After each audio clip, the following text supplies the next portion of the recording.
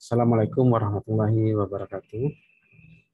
Baik, untuk mata kuliah Teknik Tenaga Listrik, kali ini kita lanjutkan tentang pengantar tentang kelistrikan. Karena kalau kita bicara tentang teknik tenaga listrik, sangat erat kaitannya dengan listrik, kelistrikan. Jadi saya kasih pengantar tentang kelistrikan dulu supaya Anda paham konsep dasar bagaimana sebuah tenaga listrik atau tegangan arus itu terbangkit ya. Oke, ini sedikit sejarah, sekedar brief saja, bukan kita mempelajari sejarah, tetapi supaya kita tahu bagaimana sejarah adanya tegangan itu ya. Pada tahun 1600 William Gilbert sudah mengamati fenomena alam elektrikus istilahnya.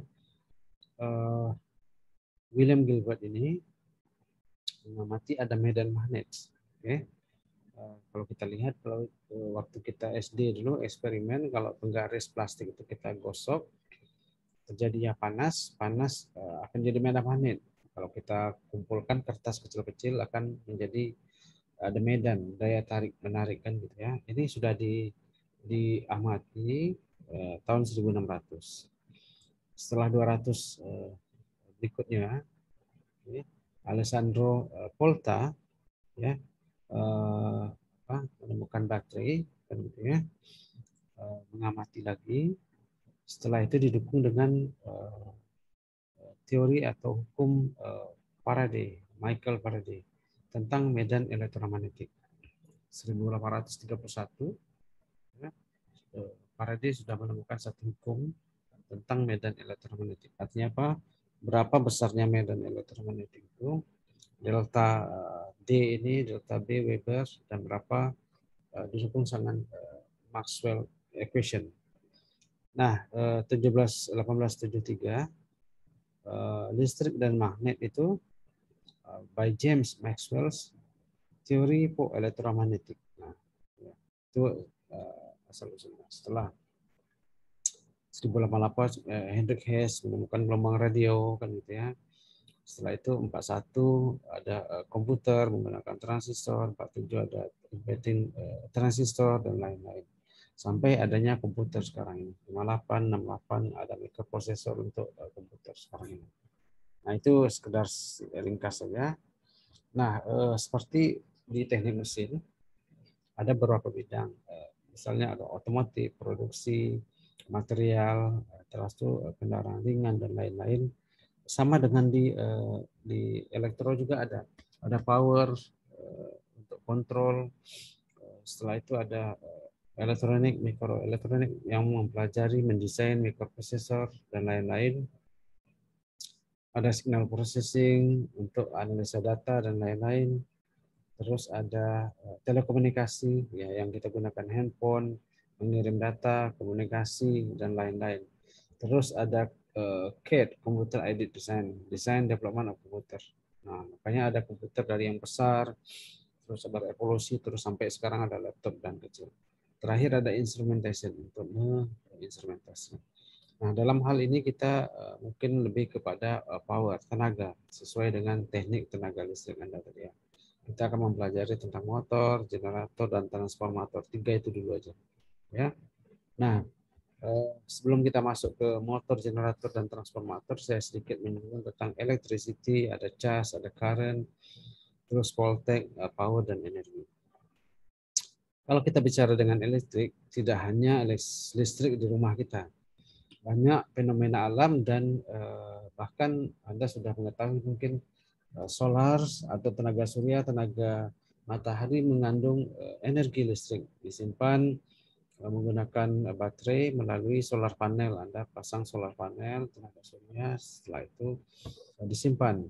Bahkan petir lightning ini mengandung energi listrik, tetapi karena dia sangat cepat, hanya beberapa detik, dan teknologi untuk menyimpan masih belum, karena besar, harusnya sampai 50.000 ampere, besar sekali. Kalau di rumah kita baru 10 ampere kan gitu ya, sudah kita nggak bisa megangnya kan gitu ya.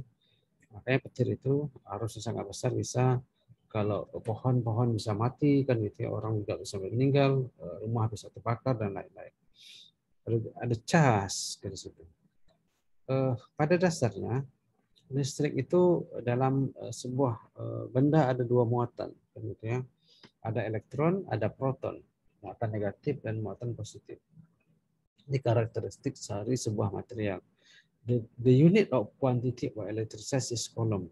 Besarnya muatan di sini adalah coulomb. Misalnya kalau kita mengisi air dalam satu ember, muatannya berapa isi air itu? Berapa liter kan gitu ya. Atau air dalam botol atau dalam drum kan ya. Berapa liter? Kalau dalam muatan suatu benda dalam satuan coulomb kan gitu ya.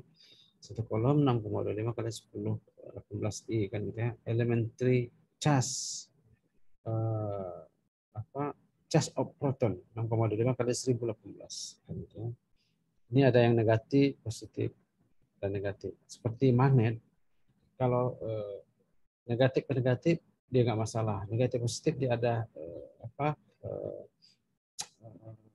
tarik menarik kan gitu ya. Kalau magnet utara sama utara dia tolak menolak. Nah, kalau positif negatif dia akan tarik menarik. Ada charge kan gitu ya. Seperti ini tadi. Dua benda ada muatan 1, muatan 2, jarak S. Ini dapat ditentukan gayanya kan gitu ya. Seperti medan magnet ini berapa gayanya kan gitu ya. Semakin besar magnet yang kita dekatkan, dua magnet semakin kuat gayanya kan itu. Begitu juga ini. Itu menghitung gaya. Muatan Q1, muatan Q2 dibagi dengan jarak R ya. Ini konstanta. Electrostatic force is on the charge 1 due to percent of charge 2. Nah, kan itu ya. Ini konstanta elektron. Electric current. Electric current, sebelum saya jelaskan, ini ada tadi fenomena, ada yang bertanya tentang kenapa kok terjadi petir. Sebenarnya petir ini sama dengan muatan tadi. Di awan itu ada banyak gumpalan awan. Kalau kita lihat dari bawah mungkin sama saja kan. Padahal sebenarnya di atas itu ada gumpalan-gumpalan. Karena kita jauh nggak kelihatan satu menyatu saja. Gumpalan awan itu ada berbuatan negatif, ada berbuatan positif. Nah, ketika gumpalannya itu negatif-negatif atau positif-positif bertabrakan nggak ada masalah, nggak ada discharge. Nah, masalahnya ketika ada muatan negatif dan positif, tubrukan awan itu ada spark, ada discharge. Seperti kita kabel positif, listrik negatif negatif positif kita adu, kita shortkan ada spark. Nah, ketika awan itu bertuburkan, terjadinya spark, makanya terjadi petir seperti ini. Karena bumi kita netral, dia akan menjadi ke bawah, kan gitu ya. Itu fenomena timbulnya terjadi petir, kan gitu ya. Nah, lightning dulu, kilat dulu. Ketika tubrukan, karena kecepatan cahaya lebih cepat dari kecepatan bunyi, terjadi kilat, setelah itu baru ada bunyi petir, kan gitu ya. Nah, itu fenomena terjadinya petir. Oke, kita lanjut. Electric current sebenarnya fenomena that can result from moving electron. Seberapa banyak elektron itu bergerak dalam satu benda, itulah arus, kan gitu ya, seperti ini. I sama dengan charge per time. Semakin banyak muatan dalam satu benda itu, semakin besar arusnya. Charge itu Q, ya, dalam satuan coulomb dibagi waktu. I sama dengan Q over time, sama dengan ampere. Ampere is the number of electrons having a total charge of one coulomb moving through a given cross sectional. Ketika satu benda cross sectional ini, diameter ini dilalui oleh elektron ya dalam satuan waktu T, dan itu second 1 ampere. Maka itu ya, karena flow in direction positive charge. Jadi ketika dikasih tegangan, muatan dalam benda dalam material ini akan bergerak. Ini contoh baterai, wire, resistor. Sini ada arus. Ketika ini dikasih tegangan, ada arus di sini kan itu ya. Electricity is interconnection of electrical element. Nah, ini contoh dari A ke B, arus dari I1 dari A ke B atau sebaliknya I2. Nah, ketika polaritasnya dibalikkan, polarity I1 cuma minus I2. Kebalikannya kan gitu ya. Kalau I1 bergerak rate dari kiri ke kanan, dari A ke B, nanti kalau I2 I1 sama dengan minus I2. Kalau I2 B ke A, itu kebalikannya. Ini direct currents, alternating current. Ada arus arah, arus bolak-balik, ada sinusoidal. Driving force of electrical current between 2 points. PAB, voltage terminal. Kalau PAB sama dengan minus PBA, ya sama dengan arus tadi. Kalau kita merujuk referensi poin A, berarti tegangan di poin B itu minus PBA. Ini simpel saja. Nah, kita bicara tegangan. Voltage cross element of the box. Tegangan itu muatan dibagi energi. W sama dengan energi. Besarnya energi dalam satuan joule dibagi dengan muatan. Kalau tadi arus muatan bagi waktu kan gitu ya. Seberapa banyak muatan itu bergerak over time. Sekarang P sama dengan energi dalam satuan joule dibagi dengan muatan. Dapat satuannya volt.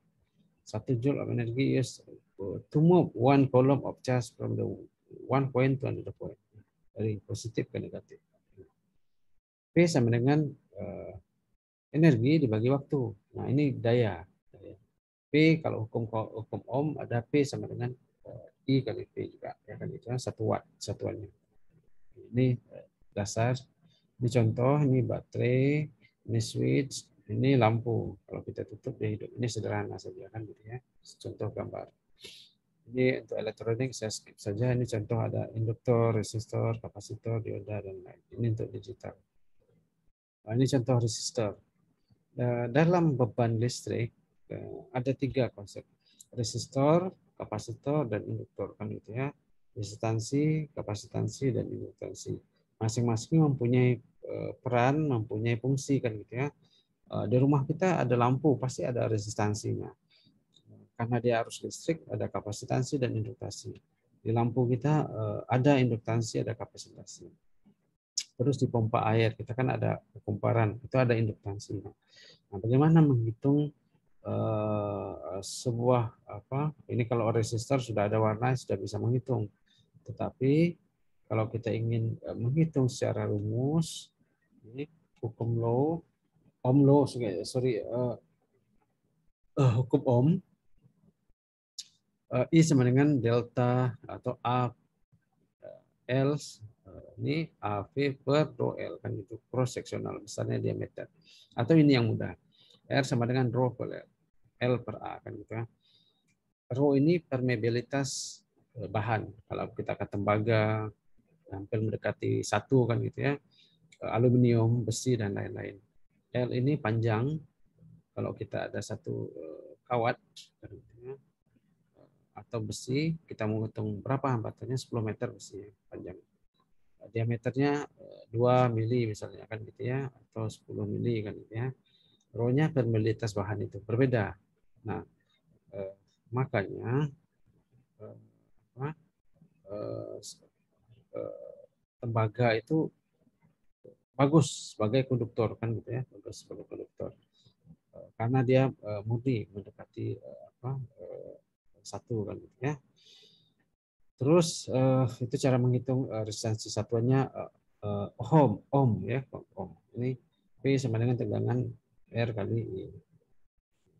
Nah, kita berikutnya kalau ini tadi resistor, ini untuk resistor untuk komponen ya. Oke. Sebenarnya semua benda itu ada resistansinya. Cuman kalau kayu permeabilitasnya sangat besar sehingga menjadi isolator.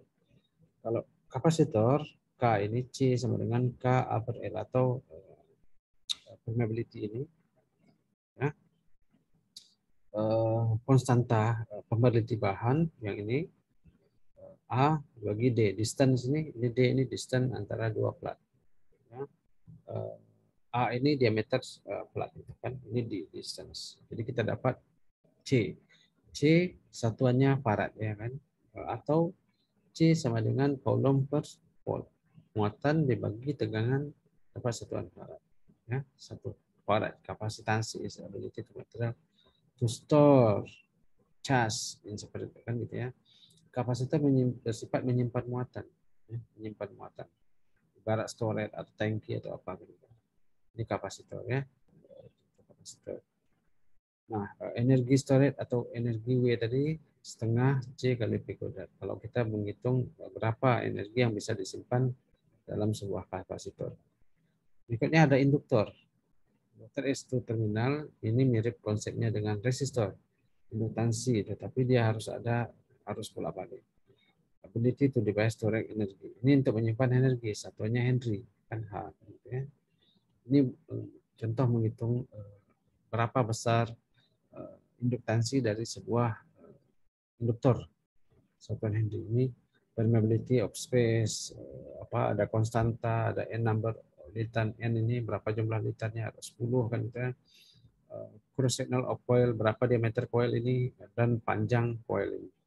Ya, dapat menghitung satuan Henry. Magnetic field from the inductor kan itu general voltage used driven. P tegangan sama dengan LDI per dt ya, induktor per time ya, diferensialnya. So, ini rumus-rumus yang dasar saja yang baku.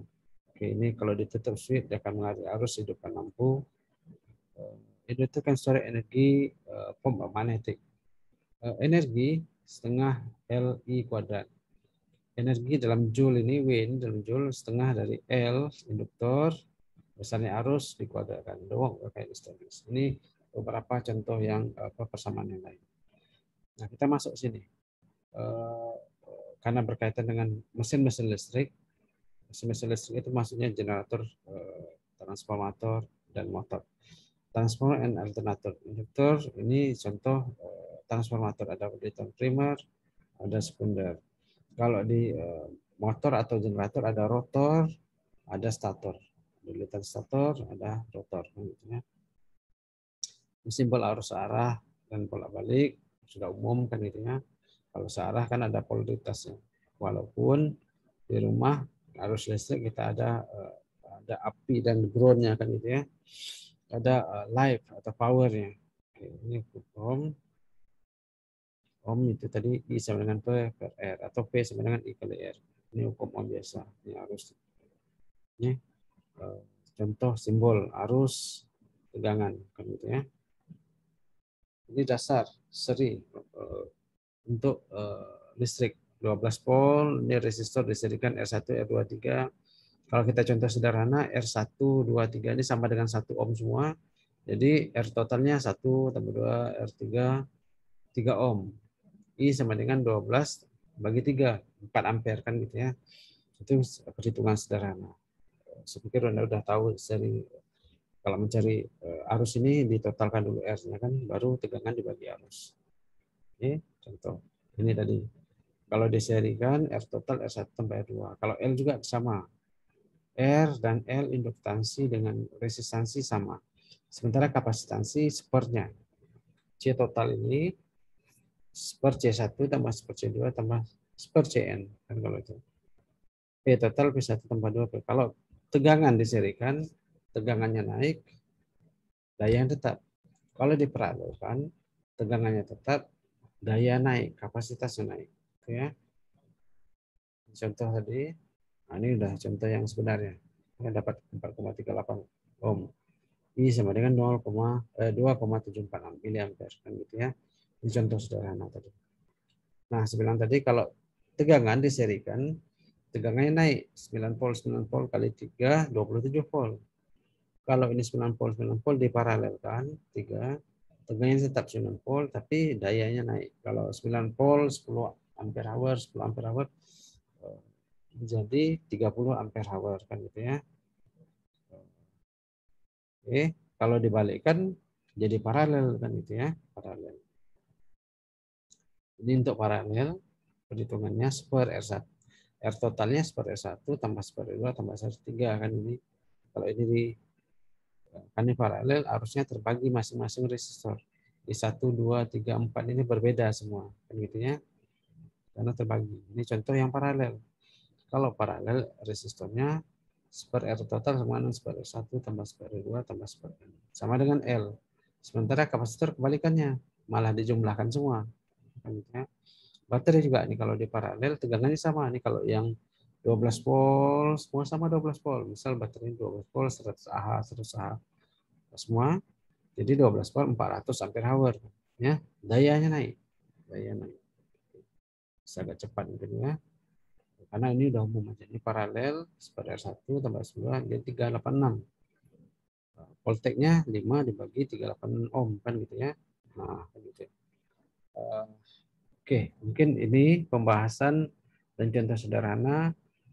Saya recap lagi bagaimana tegangan atau listrik itu terbangkit 1600 tadi William Gilbert tadi, dilanjut dengan Faraday 18 1800-an, Maxwell dan lain-lain. Ada Henry untuk gelombang elektromagnetik. Nah, itu proses terbangkitnya sebuah tegangan. Nanti ada setelah terbangkit ada tegangan, ada energi, joule, W sama dengan joule, ada coulomb muatan, terus ada arus, kan gitu, ada daya. Kalau P tadi daya I kali R, sorry apa I kali V kan itu arus kali tegangan. Nah terus kita lanjut ini daya tadi kan I kali V. Terus ada resistansi, kapasitansi dan induktansi. Ada seri dan paralel. Ini basic konsep untuk elektrikal supaya Anda paham. Nah, kan kalau motor Anda 24 volt, baterai Anda ada 12 volt. Diserikan jadi 24 volt, kan gitu ya. Nah ini yang dapat saya sampaikan pada kesempatan ini. Nanti kalau ada diskusi bisa di classroom kita ya. Terima kasih untuk saat ini. Kalau ada pertanyaan nanti kita bisa diskusi dan chatting di media yang kita sudah saya sampaikan di media classroom. Terima kasih. Assalamualaikum. Saya tutup. Assalamualaikum warahmatullahi wabarakatuh.